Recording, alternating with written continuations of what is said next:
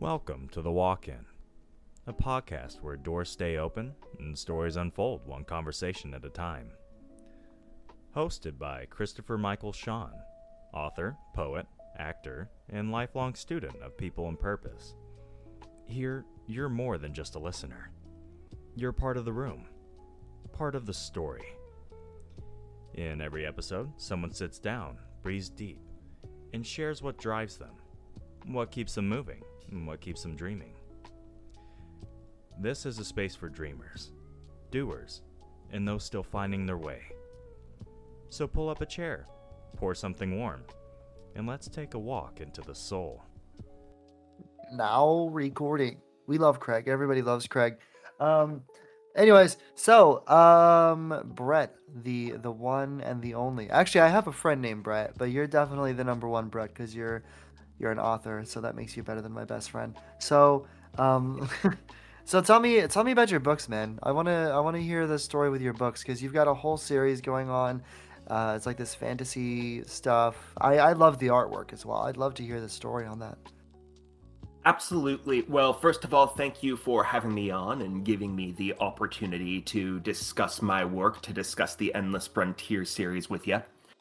But yeah, the laydown here is my series is a genre blending sci-fi, fantasy, weird western series. It combines elements of all three of those genres while being a fantasy story at the core. And it takes place on a secondary world, the main nation on which the characters interact and go on this fantasy style adventure is called Vanda, and the first book is called The Hunter in the Night, Endless Frontier, The Hunter in the Night.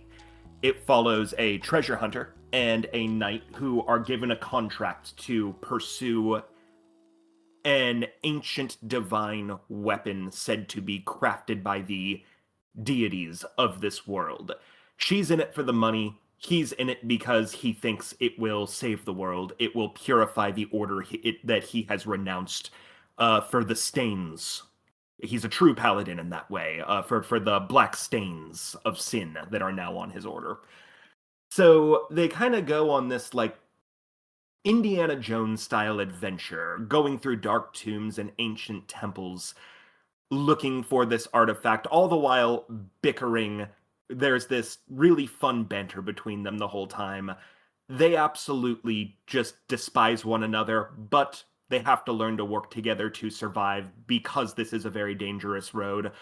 All the while, dark old enemies from each of their pasts are on their trail who are trying to beat them to this prize. If you like The Dark Tower by Stephen King for that blend of fantasy and western, if you like that just adventurous The Mummy style of classic action adventure treasure hunting style series, and if you like the epic world building and found family themes of The Witcher, I think you can definitely find yourself having a home in my series. Oh, that's awesome. And that's really like that's a whole creative world that you've created. And I know like for me, like whenever I was working on my detective novel, like world building was something that I had to kind of like figure out on my own. Mhm. Like it's based in Elyria, Ohio, which by the way, I made up the name Elyria and then I just put it in Ohio and then I learned that there's actually a city in Ohio called Elyria. So that's That's great. wild. Um, So, unfortunately for the residents of Elyria, Ohio, if they read the book, their city looks completely different. My Mhm. bad. So, but yeah, no, and so like world building and figuring all that stuff out, and then just the creativeness of it, and then God, seeing you every day. You know, you're on TikTok live, you're talking about your books, but you're not talking about it to sell like for money. You're just hoping people will like it to me it feels like you're hoping people will like dive into the story itself and love the story, you know.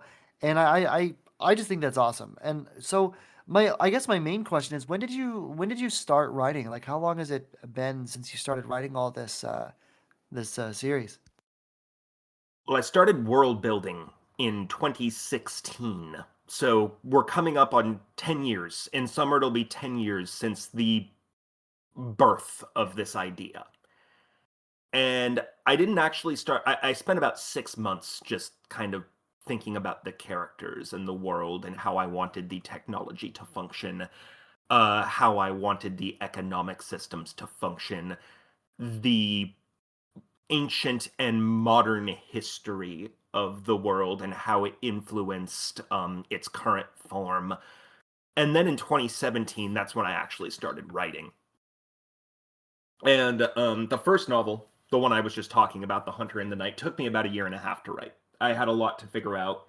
It was my first ever original full form novel. So there was a lot of figuring things out, a lot of missteps along the way.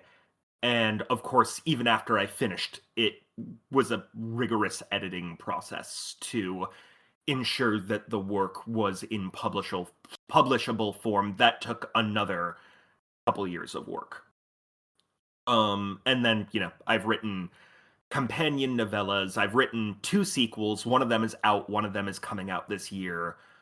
So, yeah, it is coming up now on a decade and counting of Hmm. of putting out these books, of writing these books, of editing these books, and I think book 4 will be coming out in 2027, and that will mark the end of the main series. So yeah, a decade plus of work on this series, and definitely ended up, it was most of my 20s.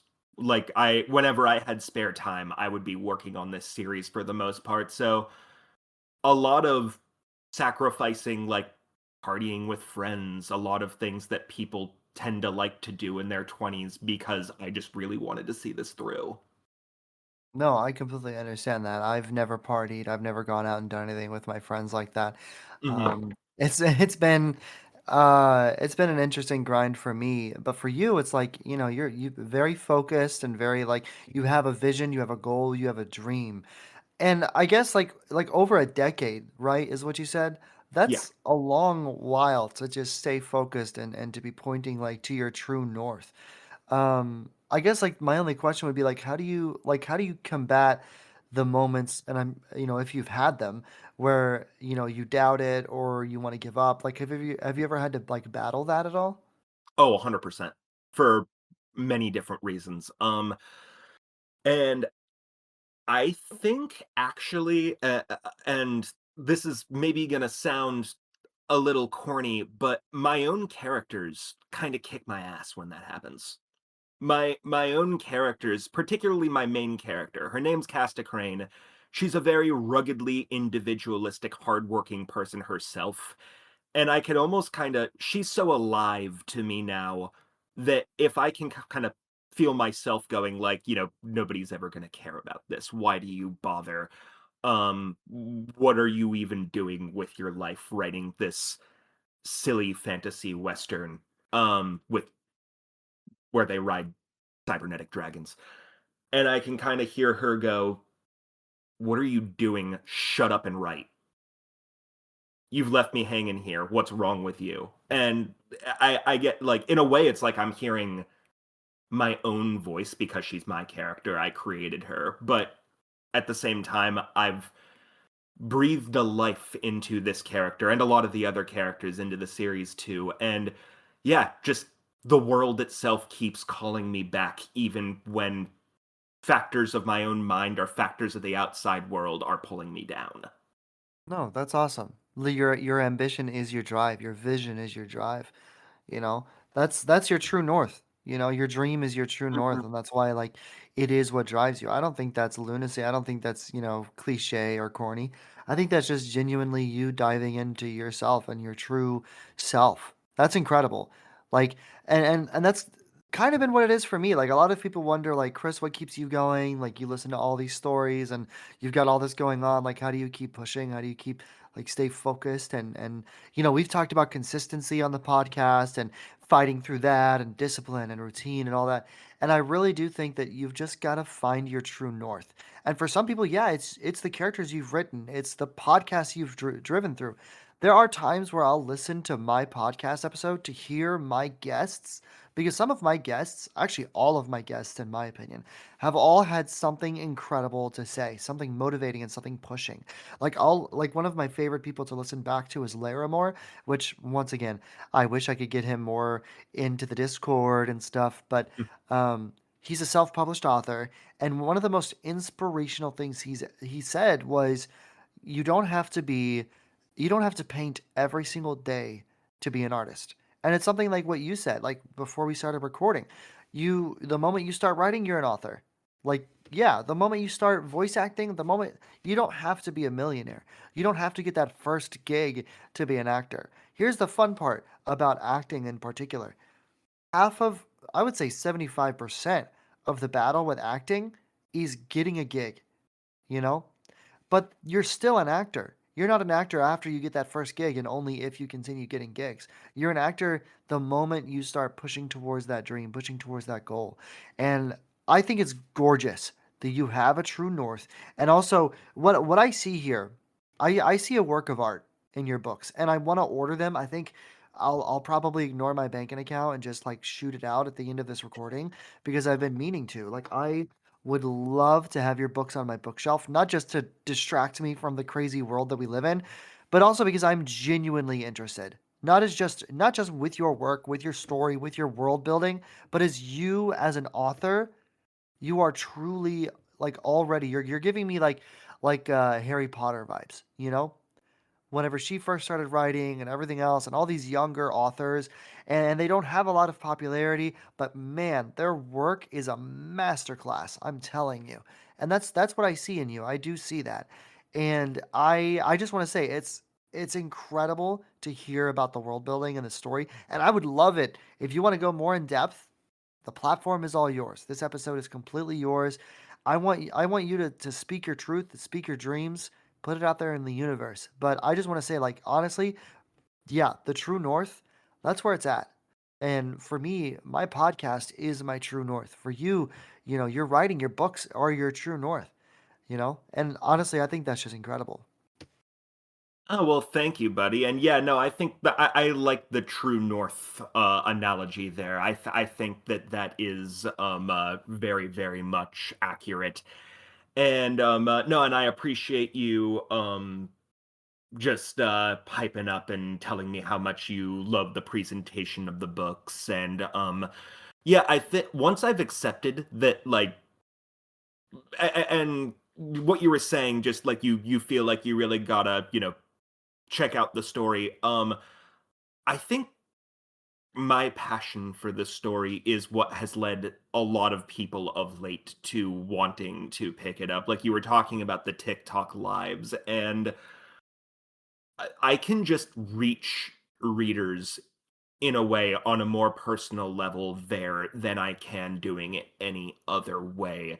So it's cool to hear from you that it has had that effect, that you just want to have it on your shelf because the art and the world building has intrigued you. So, and yeah, no, I gotta shout him out. I have the privilege of working with some absolutely amazing artists on this series, namely my cover artist, Sudawat Deshakumpo. He does the main covers for the main novels of the series, and my interior artist, Violet Bast. Those two have been instrumental in bringing my vision to life. And Yeah. I think they've created something that's a true scroll stopper, which is so, so important for a book cover and interior art. It makes people go, "Oh, okay, what is that? Tell me more." Yeah, I was gonna say the artwork on your books are incredible, and I was actually talking about this in the episode I was recording that took a little longer than it should have. Oh Well, yeah. not should have, but took a little long, and I'm sorry about that. No, it's all right. But him and I were talking about like the digital art on my podcast. It is AI generated and I hate it. I hate it so much. Whenever I first started the podcast, I wanted to get my leg through the door and I knew how powerful that first step was. Because like me leaving Oklahoma and like coming to New York with nothing but $1,000 in a bag of clothes, sleeping in my car for 3 months, that whole story that did happen, by the way. I just want to say, Yeah. fact check, it did happen. Um, it all started with that first step, that first mile out of town. And I knew with the podcast I needed to take that first step because everything after that, it flows. It's not easy, but it flows like a river. And I knew that I needed to take that first step with the podcast. And unfortunately, I was reaching out to people that I knew for the art, and I could not get anybody who was willing to stick around and actually hear me out. I don't have a lot of money, but I know I want to pay someone however much it costs. I'll get a second job if I have to because I know I want to support not only just creatives out there, but the podcast as a whole because the podcast is my true north. But like, anyways, enough about me. Seeing the artwork on your books is like gorgeous. I remember, so there was an old series I used to read, which was the Charlie Bones series. I read it in middle school. Mm. And the artwork on your book kind of reminds me of that vibe. And I don't even know how to describe it, but it's honestly so unique and so gorgeous. So yeah, definitely give kudos to them because that's incredible. And honestly, I'm proud of you, bro. Like I'm proud of you for pushing as hard as you have. Like a lot of people, they stop pushing when they don't get results. They give up whenever they don't see something coming out of it. But what they don't understand is that you have to imagine every hammer strike against the nail of your goals is a push, is consistency. Every Yeah. hammer strike is like you're uploading a TikTok, you're doing a TikTok live, or you're going to a library to talk about your book, or you're doing a little bit of editing on your next book. Bam, bam, bam, bam, bam. You're doing these consistent hammer blows, and it's on the nail towards your goals. And that's exactly how you do it. You're building a foundation, and your foundation is solid. Like honestly, I'm kind of jelly belly. I'm kind of jealous. Your foundation is solid, Didn't happen and over. right, right, Yeah. and that's the thing. Mhm. It and a lot of people they see success stories. They see supermodels, they see actors making millions, and they see this and they go, "Oh, well, I could never do that." Yes, you can. You have to translate it. You have to understand that they're in chapter 3000. But that Yeah. doesn't mean you can't get there. Some people are more lucky. Some people jumpstart. Some people don't. But there's always a chapter one. There's always that first step, which is the hardest step, in my opinion. But it's the bravest step, most necessary step. You Mhm. can't take a second step without the first step, right? So Absolutely. a lot of people they come to me and they're like, Chris, how do you stay consistent with it? How do you continue to push forward even if there's no real results? And I'm gonna be honest with you. It really, at first, it is throwing things into the void until you hear something call back to you, you Mhm. know. And the thing that calls back to you is the art that you're creating, you know.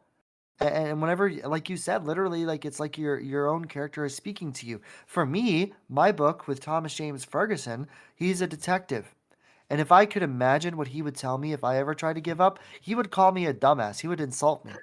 He's an Irishman. He'd like, what's all this suffering for? What are you doing? You're going out there all the way to New York and you think you're just going to give up over a whim? Because, oh, you had a bad day. Oh, look at that. Well, go have another bad day and another Mhm. one and another one. And then eventually you'll have a week full of bad days, but you'll be able to get one step closer towards your goals. And if I imagine, like you, if I imagine my character speaking to me, I could only imagine what they would say. I think that's incredible. Honestly, your true north is inspiring. For your now getting back to like the first step. For me it was, leaving Oklahoma. Everybody has that first step. What was that like for you? Like do you remember like what your first incremental step was?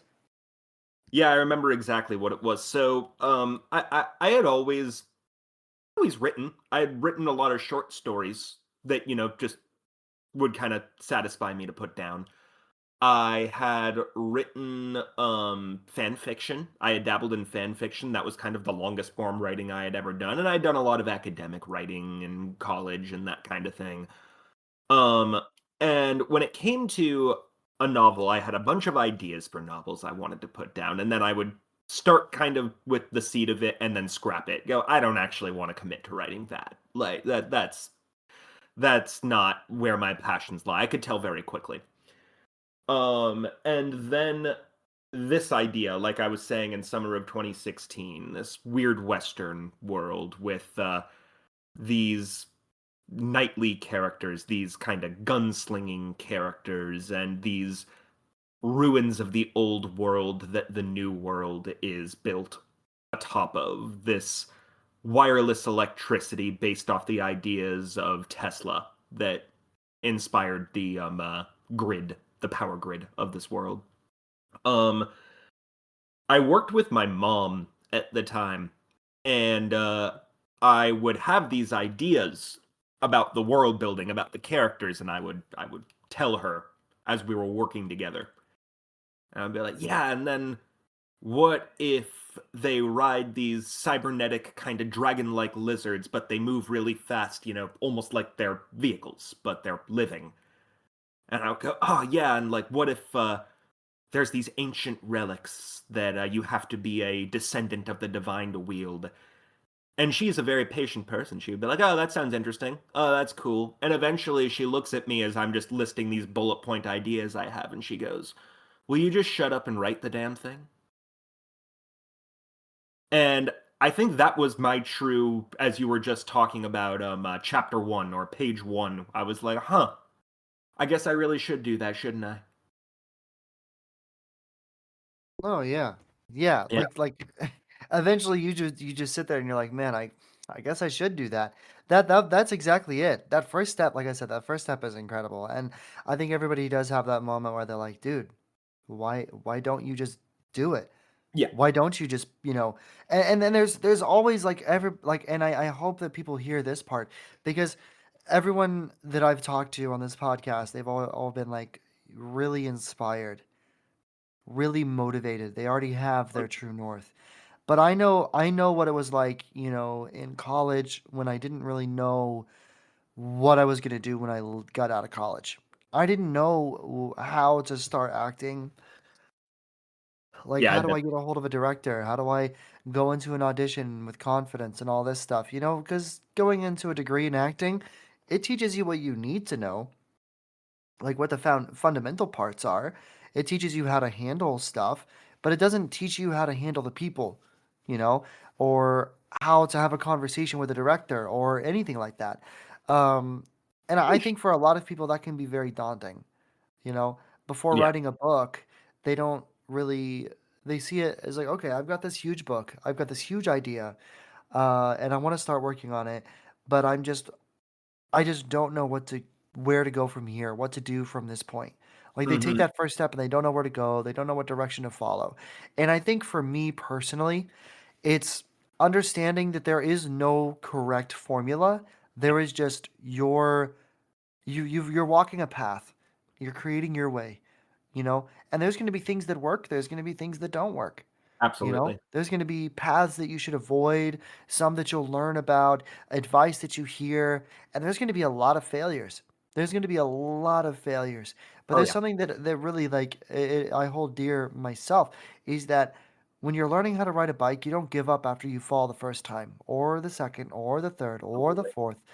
You get back up, you dust off your knees and you get back on the bike and you keep riding it because it's fun, because it's something you love, Hmm. you know?